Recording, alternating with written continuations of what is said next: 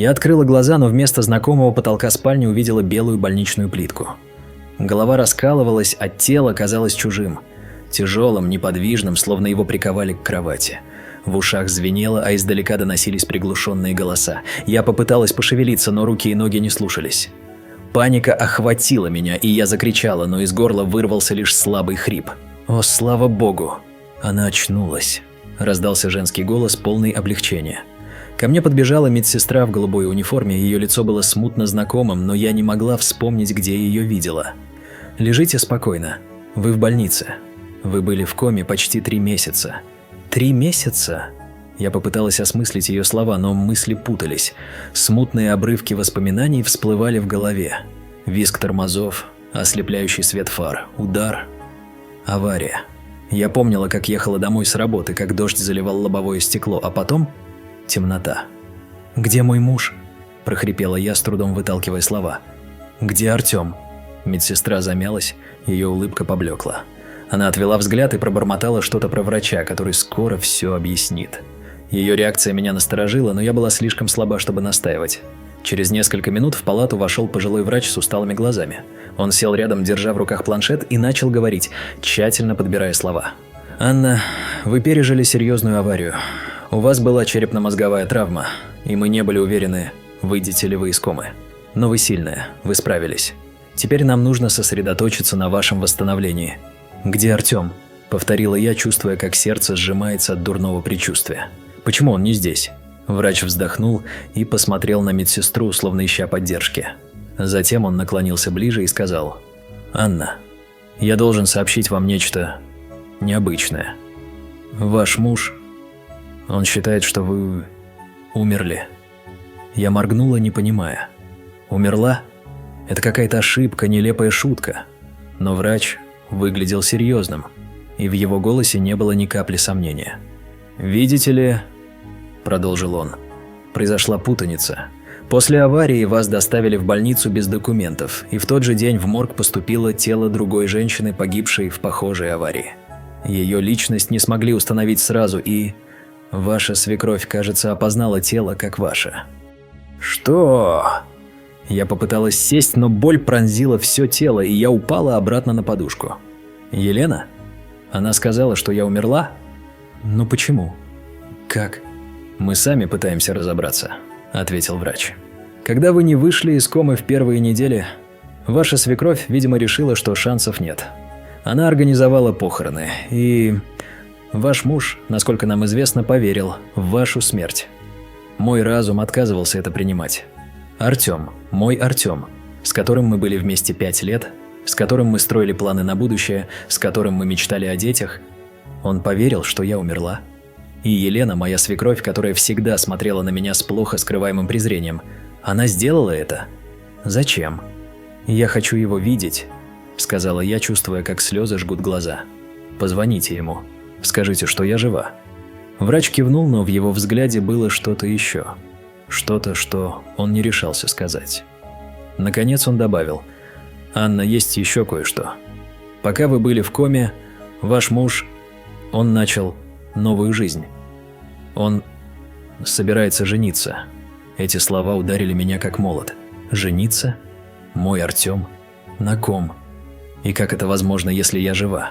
Я закрыла глаза, пытаясь вдохнуть, но воздух застревал в груди. В голове крутилась только одна мысль. Елена. Это ее рук дело. Она всегда хотела избавиться от меня с самого первого дня, как я вошла в их семью. Но пойти на такое, объявить меня мертвой, это было за гранью. Когда врач ушел, я лежала в тишине, глядя в потолок. Слезы текли по щекам, но внутри росла не только боль, но и ярость.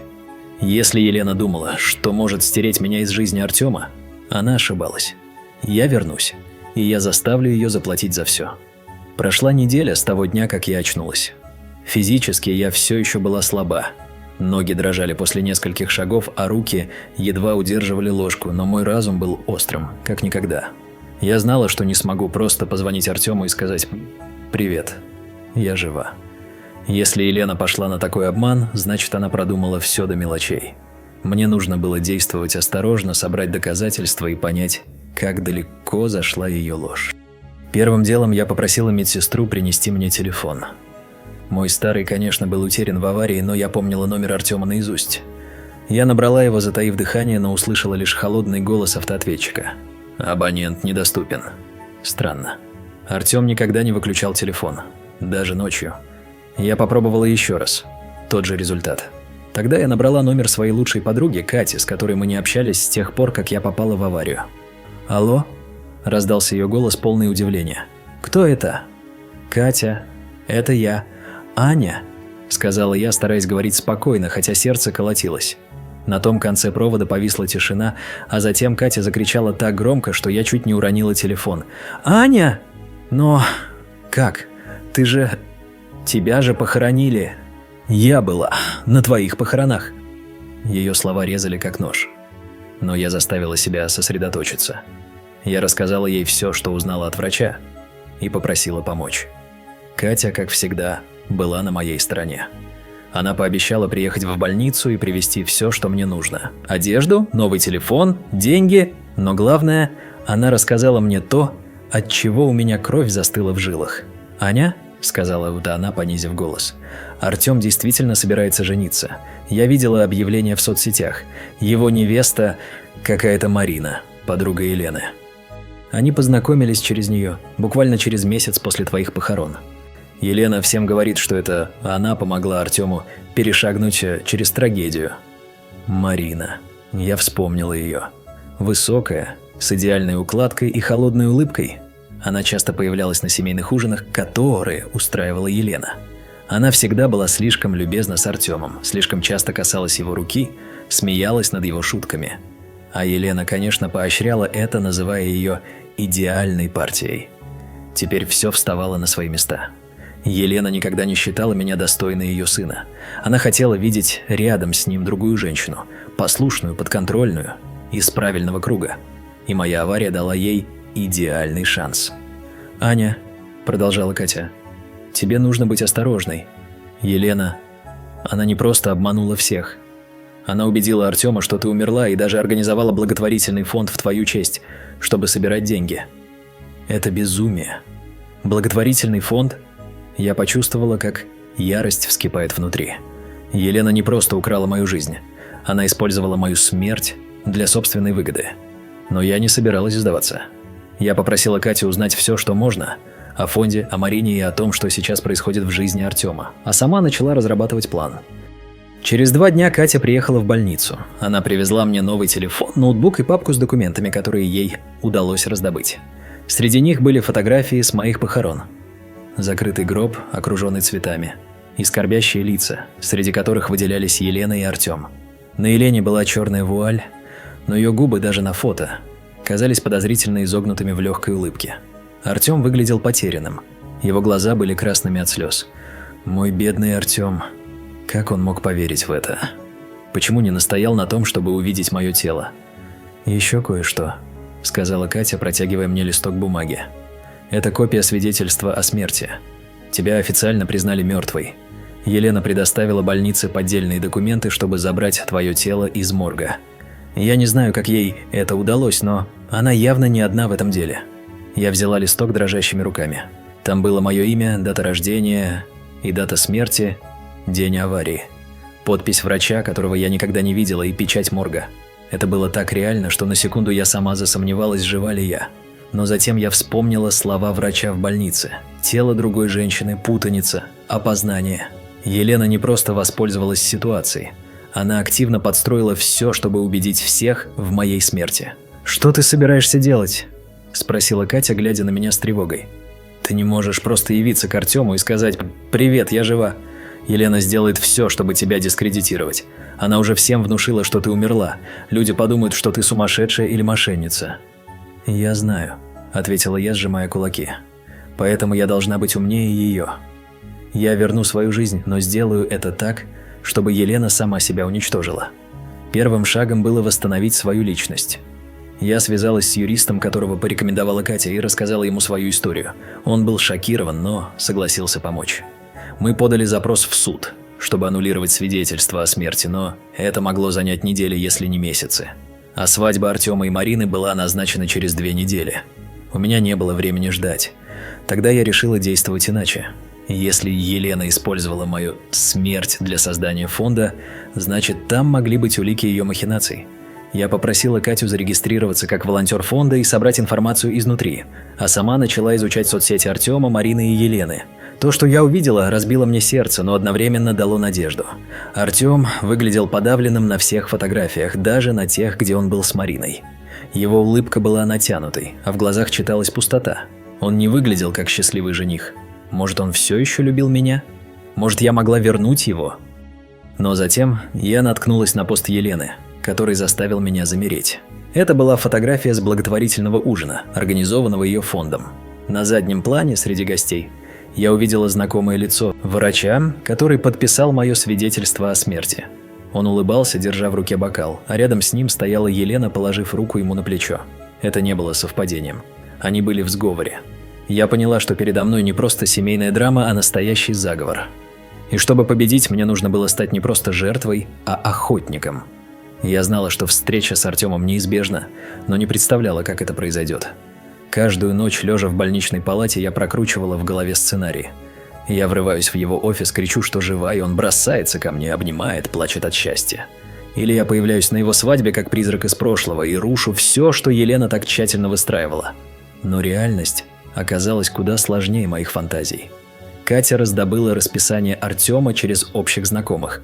Оказалось, что каждый вечер он ужинает в одном и том же ресторане. Небольшом уютном месте, где мы когда-то проводили наши первые свидания. Это был наш ресторан, наша традиция.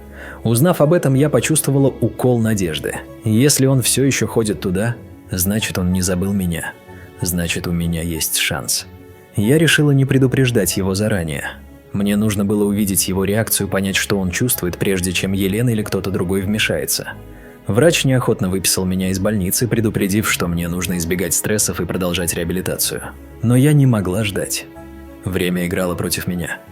Катя помогла мне подготовиться. Она привезла мне платье, простое, но элегантное, темно-синее, в котором я всегда чувствовала себя уверенно. Я накрасилась, чтобы скрыть бледность, и надела парик. Мои волосы после больницы были слишком короткими и тусклыми, чтобы выглядеть как раньше. Глядя в зеркало, я почти не узнавала себя, но это было даже к лучшему. Я должна была оставаться незаметной, пока не буду готова. Вечером Катя отвезла меня к ресторану. Я попросила ее подождать в машине. Мне нужно было сделать это одной. Сердце колотилось так сильно, что я боялась, оно выскочит из груди. Я вошла внутрь, стараясь держаться в тени, и сразу увидела его. Артем сидел за нашим столиком у окна, один, с бокалом вина в руке. Он выглядел старше, чем я помнила. На висках появились седые волосы, а под глазами залегли темные круги. Но это был он, мой Артем, человек, которого я любила больше всего на свете. Я глубоко вдохнула и направилась к нему. Он не заметил меня, пока я не остановилась прямо перед его столиком. Тогда он поднял взгляд, и я увидела, как его лицо побелело. Бокал в его руке дрогнул, вино пролилось на белую скатерть, но он даже не заметил. «Аня?» – прошептал он, его голос дрожал. «Это ты?» «Да, Артем», – сказала я, стараясь говорить спокойно, хотя внутри все кипело. «Я жива». Он смотрел на меня, не моргая, словно видел привидение. Затем он резко встал, опрокинув стул, и схватил меня за руку. Его пальцы были ледяными, но хватка железной. «Это невозможно». Пробормотал он, его глаза метались по моему лицу, словно искали доказательства, что я не настоящая. «Ты умерла. Я видел гроб. Я держал твою фотографию на похоронах». «Это была ложь», — сказала я, чувствуя, как слезы подступают к глазам. «Твоя мать, Елена, все подстроила. Она объявила меня мертвой, чтобы избавиться от меня. Но я здесь, Артем. Я жива, и я хочу, чтобы ты знал правду». Он отпустил мою руку и отступил назад, качая головой. Его лицо исказилось, и я не могла понять, что это – страх, недоверие или что-то еще. «Нет», – сказал он. Его голос стал тверже. «Это не может быть правдой. Ты не можешь быть Аней. Аня умерла. Я видел ее тело. Это было не мое тело», – перебила я, чувствуя, как отчаяние захлестывает меня. Елена подменила его. Она использовала тело другой женщины, погибшей в аварии, и убедила всех, что это я. «Артем, пожалуйста, поверь мне. Я твоя жена». Он смотрел на меня, и в его глазах мелькнуло что-то странное. Не облегчение, не радость, а вина. Он отвел взгляд, и в этот момент я поняла, что что-то не так. Это была не просто реакция человека, который увидел призрак. Это была реакция человека, который что-то скрывает. «Артем?» – сказала я, понизив голос. «Что происходит? Почему ты так себя ведешь? Ты ведь рад, что я жива, правда?» Он молчал, и это молчание было хуже любых слов. Наконец он глубоко вздохнул и сказал: «Аня, если ты действительно Аня, то тебе лучше уйти. Ты не понимаешь, во что ввязываешься, все изменилось. Я не могу быть с тобой». Эти слова ударили меня как пощечина. Я отступила назад, чувствуя, как земля уходит из-под ног. «Что ты имеешь в виду?» – прошептала я. «Ты собираешься жениться на другой?» «Потому что поверил, что я умерла. Но я здесь. Артем. Я жива. Разве это ничего не значит?»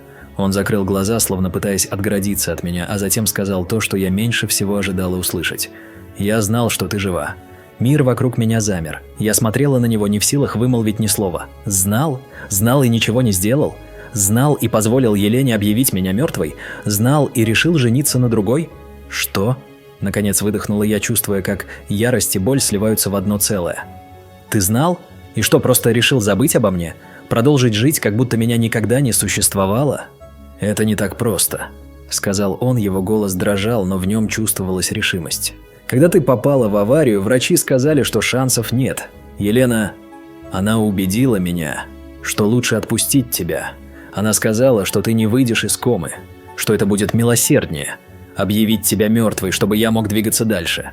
И я согласился. «Ты согласился?»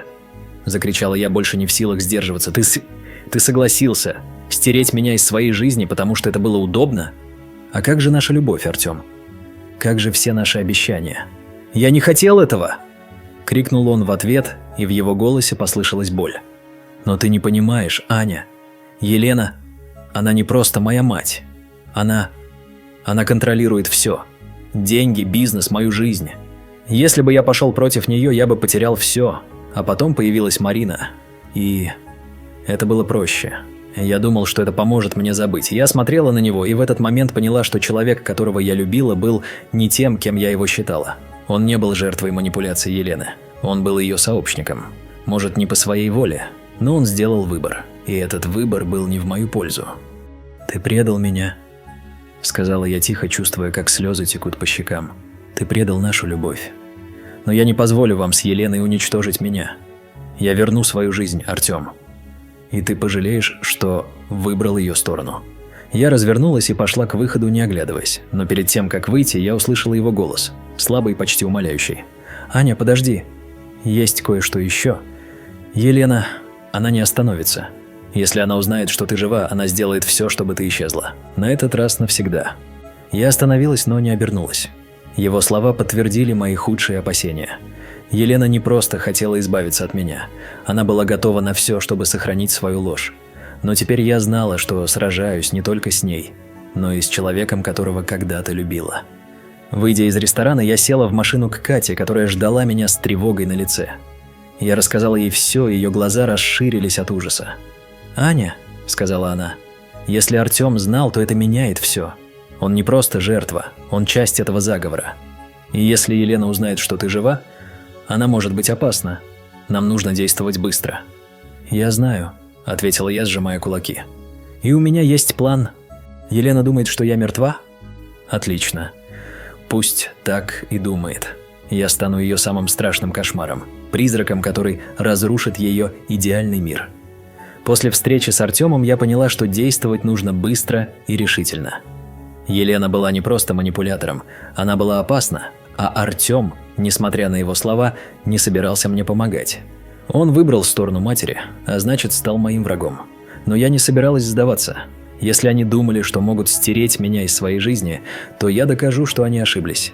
И сделаю это так, чтобы их мир рухнул.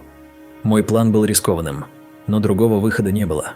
Благотворительный вечер фонда, названного в мою честь, должен был стать идеальной сценой для разоблачения. Елена организовала его, чтобы собрать деньги от богатых спонсоров, и я знала, что там будут все – бизнесмены, журналисты, друзья семьи. Это был мой шанс не только вернуть свою жизнь, но и уничтожить ее ложь раз и навсегда. Первым делом мне нужно было попасть на вечер незамеченной. Катя, как волонтер фонда, раздобыла список гостей и узнала, что одна из приглашенных, некая Ольга Смирнова, не сможет присутствовать из-за внезапной болезни. Ольга была известным меценатом, но мало кто знал ее в лицо, так как она редко появлялась на публике. Это был мой шанс. Катя помогла мне раздобыть поддельное приглашение и даже нашла стилиста, который превратил меня в копию Ольги. Парик с длинными каштановыми локонами, яркий макияж, элегантное платье цвета шампанского. Глядя в зеркало, я не узнавала себя, но именно это и было нужно. Вечер проходил в роскошном особняке на окраине города.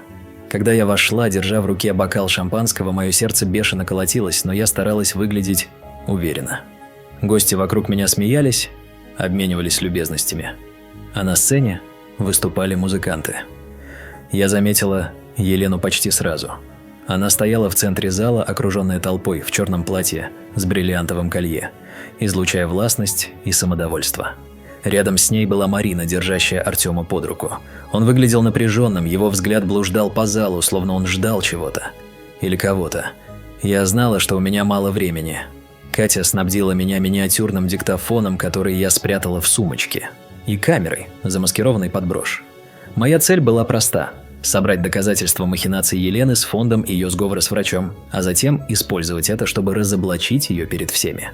Но сначала мне нужно было пробраться в ее кабинет, который, как сообщила Катя, находился на 2-м этаже особняка. Стараясь не привлекать внимания, я поднялась по лестнице, притворяясь, что ищу уборную. Коридор был пуст, и я быстро нашла нужную дверь. На табличке значилось «Администрация фонда». Замок был простым, и с помощью шпильки, которую я заранее взяла с собой, я справилась за минуту. Внутри было темно, но я включила фонарик на телефоне и начала рыться в документах на столе. То, что я нашла, превзошло все мои ожидания. Там были банковские выписки, показывающие, что большая часть собранных фондом денег переводилась на личные счета Елены и Артема. Были контракты с подставными компаниями, которые якобы предоставляли услуги для фонда, но на деле просто отмывали деньги. А в самом низу я нашла папку с моими медицинскими документами, поддельными с подписью врача, которого я видела на фотографии с Еленой. Там же лежало письмо от него, в котором он обещал решить проблему с телом за дополнительную плату. Это было все, что мне нужно. Я сфотографировала каждый документ, записала все на диктофон и отправила копии Кате, которая ждала меня снаружи. Но прежде чем я успела уйти, дверь кабинета распахнулась, и на пороге появилась Елена. Ее глаза расширились от удивления, но затем она прищурилась, пытаясь разглядеть меня в полумраке. «Кто вы такая?» – спросила она, ее голос был холодным, как лед. «И что вы здесь делаете?» Я знала, что мой маскарад не выдержит близкого осмотра, поэтому решила рискнуть. Я сняла парик, позволяя своим коротким, но уже отросшим волосам упасть на плечи, и посмотрела ей прямо в глаза. «Здравствуй, Елена», – сказала я, наслаждаясь тем, как ее лицо побелело. «Ты ведь не ожидала меня увидеть, правда?» Она отступила назад. Ее рука схватилась за дверной косяк, словно она боялась упасть. Ты не можешь быть», – пробормотала она, ее голос дрожал. «Ты умерла. Я видела твой гроб». «О да, ты отлично разыграла этот спектакль», – сказала я, делая шаг к ней. «Но видишь ли, я не умерла. И я знаю все, Елена. Про поддельные документы, про врача, про деньги, которые ты украла из фонда, и я собираюсь рассказать об этом всем, кто сейчас внизу». Ее лицо исказилось от ярости, и она внезапно бросилась ко мне, пытаясь выхватить телефон из моих рук. Но я была готова. Я оттолкнула ее, и она упала на пол, задыхаясь от злости. «Ты ничего не докажешь!» – закричала она. «Никто тебе не поверит! Ты мертва, слышишь? Мертва!» «Посмотрим», – сказала я, и, не теряя времени, выбежала из кабинета. Я знала, что у меня мало времени. Елена наверняка позовет охрану. Я спустилась вниз, где вечер был в самом разгаре. На сцене как раз выступал ведущий, объявляя о начале благотворительного аукциона. Я схватила микрофон из его рук, игнорируя его протесты, и повернулась к залу. «Дамы и господа», – сказала я, стараясь говорить громко и четко, несмотря на дрожь в голосе. «Меня зовут Анна Ковалева. Многие из вас знают меня как женщину, которая якобы погибла в аварии 3 месяца назад. Но, как видите, я жива. И я здесь, чтобы рассказать вам правду о фонде, который носит мое имя, и о женщине, которая его создала». Зал замер. Люди смотрели на меня с открытыми ртами, некоторые начали шептаться. Я видела, как Артем, стоявший рядом с Мариной, побледнел, а Елена, появившаяся на лестнице, закричала: «Охрана! Уберите ее! Она сумасшедшая!» Но я не собиралась останавливаться. Я подключила свой телефон к проектору, который использовался для аукциона, и вывела на экран фотографии документов, которые нашла в кабинете. Банковские выписки, контракты, письмо врача – все это теперь видели сотни людей. «Вот доказательства», – сказала я, указывая на экран. Елена Ковалева объявила меня мертвой, чтобы украсть мою жизнь. Она подделала документы, подкупила врача и использовала деньги, которые вы жертвовали на благотворительность, для личного обогащения. А ее сын, мой муж, Артем, знал об этом и молчал. Зал взорвался возмущенными криками. Журналисты, присутствовавшие на вечере, начали снимать происходящее на камеры. Елена попыталась прорваться ко мне, но ее остановила охрана, которая теперь не знала, кому подчиняться. Артем стоял, опустив голову, не в силах поднять взгляд. Марина, бросив его руку, быстро растворилась в толпе. «Это ложь!» – кричала Елена, ее голос срывался. «Она мошенница! Она не Анна!» Но ее слова утонули в шуме. Люди начали задавать вопросы, требовать объяснений. В этот момент в зал вошла полиция. Катя, как оказалось, вызвала их заранее, передав копии документов. Елену и Артема увели в наручниках, а я стояла на сцене, чувствуя, как слезы текут по моим щекам. Это была не только победа, но и боль. Боль от предательства, от потери любви, которая, как оказалось, никогда не была настоящей. Через несколько недель суд аннулировал мое свидетельство о смерти, а Елена и Артем предстали перед судом по обвинению в мошенничестве, подделке документов и покушении на убийство. Елена получила 15 лет тюрьмы, а Артем – 7, так как суд учел его пассивную роль в заговоре. Фонд был закрыт, а деньги возвращены пострадавшим. Я же начала новую жизнь. Катя помогла мне открыть небольшую кофейню. Место, где я могла быть собой, а не тенью прошлого. Иногда я думала об Артеме, о том, что могло бы быть, если бы он выбрал меня, а не свою мать. Но затем я напоминала себе, что настоящая любовь не предает. И что я, Анна Ковалева, не просто выжила, я победила. Наши дорогие зрители, если вам понравилась эта история, пожалуйста, поддержите нас, поставьте лайк. Это очень помогает нам понять, что мы движемся в правильном направлении. Не забудьте подписаться на канал и нажать на колокольчик, чтобы не пропустить новые захватывающие истории. И, конечно, пишите в комментариях, что вы думаете. Ваши комментарии – это неоценимая поддержка, которая помогает нам становиться лучше и создавать контент, который будет нравиться именно вам. Спасибо, что были с нами, и до встречи в следующем видео.